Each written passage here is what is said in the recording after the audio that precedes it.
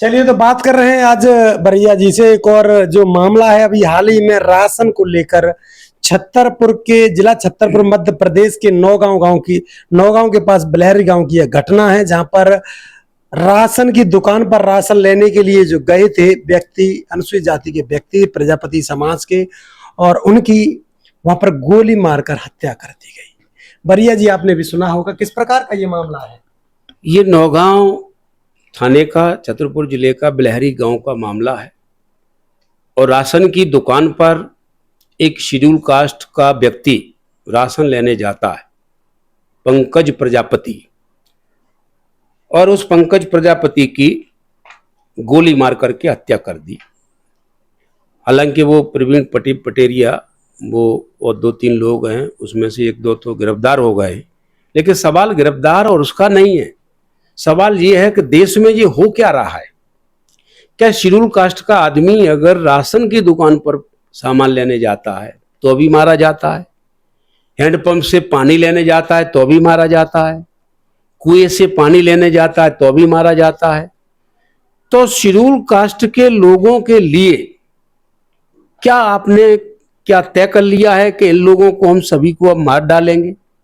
सरकार का जो रूप है, जो नफरत फैलाई है सरकार ने, सरकार के चलते जो नफरत फैल रही है, मैं समझता हूं उस नफरत का ही परिणाम है कि इस प्रकार की हिंसा की प्रवृत्तियां लोगों में बढ़ रही हैं।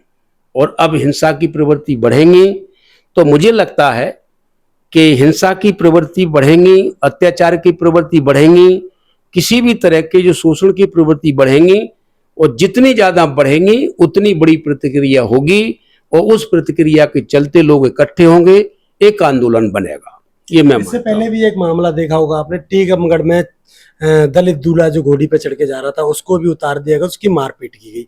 इस प्रकार के जो मामले हैं खासकर बुंदेलखंड में देखने के लिए ज्यादा मिलते हैं। क्या अभी तक जो सरकार है वो इस पर किसी प्रकार का अपना जो कठोर कार्रवाई है वो नहीं कर पा रही?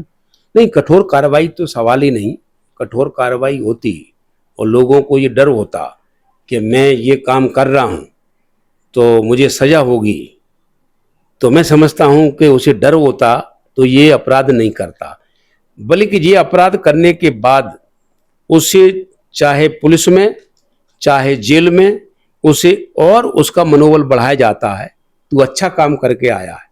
तो इसलिए ये अपराध बुंदेलखंड में ही नहीं, मैं तो कहता हूं कि पूरे देश में कहीं भी दूल्हे को घोड़े पर बैठने पर काफ़ी जगह फसाद हुए हैं, खून खराबे हुए हैं, कई जगह पर उतार दिया गया दूल्हे को घोड़ी से। ये चल रहे हैं अभी भी, अब ज़्यादा हो गए, क्योंकि जैसा शासन है उसकी मंशा के अनुरूप प्रशासन काम करता है, तो प्रशासन भी उसी तरीके से काम कर रहा है।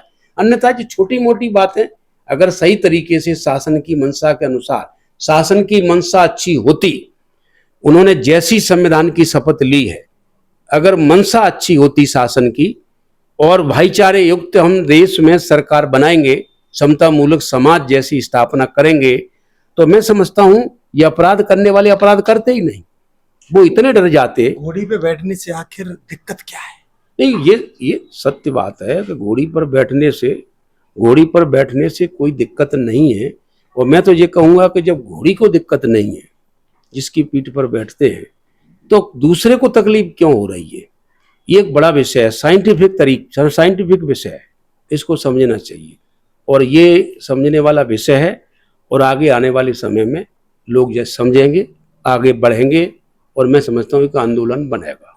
क्या सरकारों को इस पर काम करना चाहिए? नहीं, सरकार तो काम नहीं कर रही है, ना उनकी मंशा है कि भाईचारा बने, और प्रशासन को भी वो इसी तरह से चला रहे हैं कि जो हो रहा है वो होने दो, हिंसा हो रही है होने दो, शोषण हो रहा है होने दो, अत्याचार हो रहा है होने दो, जैसी उनकी मंशा है। सरकार की मंशा के अनुरूप ही प्रशासन चल रहा है, इसलिए ये नहीं होगा, ना उन्हें ये मैं समझता हूँ कि वो कुछ करेंगे नहीं।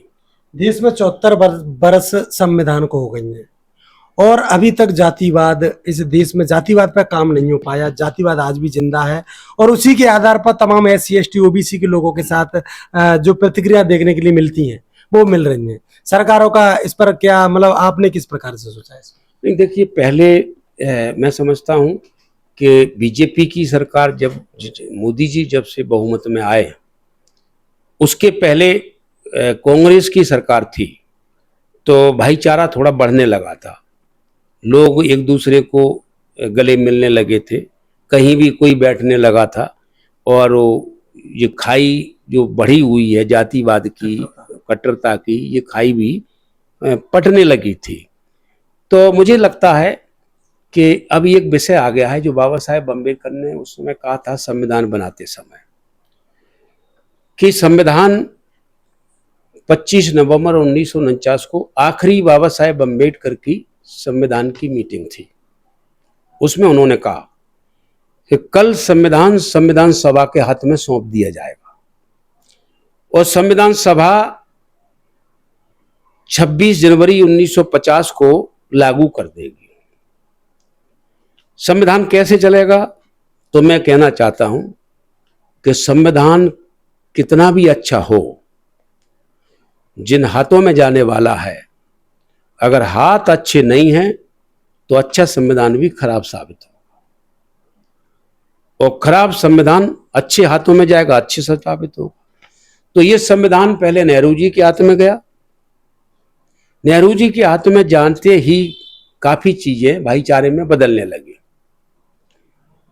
और आगे धीरे धीरे काफी सुधार हुए, काफी छुआछूत भी कम हुई, पक्षपात कम हुआ, जातिवाद कर भी काफी अंकुश लगे।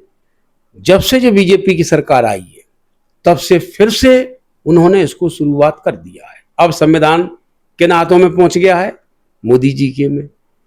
तो संविधान वही है जो नेहरू जी के में था, संविधान वही है जो मनमोहन सिंह जी के हाथ में था, तब इसमें भाईचारा दिख रहा था, और वही संविधान मोदी जी के हाथ में, अब इसमें उन्हें जातिवाद दिखता है, उसमें छुआछूत दिखती है, उसमें पक्षपात दिखता है, उसमें नफरत दिखती है। तो संविधान तो वही है, हाथों का फर्क है। अब बाबा साहब कहते हैं इस संविधान को मैंने जो वोट दिया है, उस वोट की ताकत से इस संविधान को छीन लेना और अच्छे हाथों में इसको सौंपना है, ये बात थी। वो अपने हाथों में लेकर के फिर देश को चलाना है, समता मूलक समाज की स्थापना करनी है, नफरत खत्म करनी है, भाईचारा लाना है, और भाईचारे से हमें देश को चलाना, ये बड़ा विषय। चलिए, तो बने रहिए हमारे साथ यूट्यूब, फेसबुक, इंस्टाग्राम पर। बादल एक्सप्रेस की इस खास कॉन्फ्रेंस में अपनी कमेंट बॉक्स में राय देना ना भूलें। विचारों से आप परिया जी किसी कितना सहमत है तो अपनी कमेंट बॉक्स में राय जरूर दें। बहुत बहुत धन्यवाद।